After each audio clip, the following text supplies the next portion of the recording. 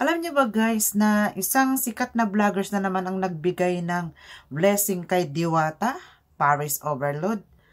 Ang kapatid ni Wamos na si Awit nagbigay ng 20 kikas at 10 sakong bigas. Panoorin natin. Napaka-bless ni Diwata ngayon talaga. Alam mo yung binigay mo, Sarap niya, no? hindi lang sana makatulong, malaking tulong to. Alam mo kung bakit? Bukod sa 20,000 to talaga na maliwanag pa sa sikat ng araw, mayroong pang bigas na 10 sako.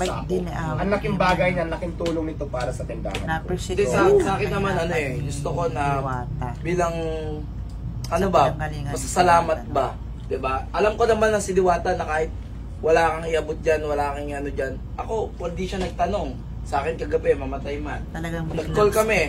Sobrang humble niya sa call and nakita mo naman, nung tumawag ako sa kanya, punta lang ako. Wala naman ganun talaga. Lahat ng vlogger sabi ko sa'yo, welcome lahat. Hindi ako, kung may bayaran dyan, hindi ako nagpo-vibes. Hindi naman yun ang lakad ko eh. Basta ako, mas masaya na ako yung napopromote yung business ko, na iba-vlog ng mga sikat na mga influencer. Doon pa lang, masaya na ako.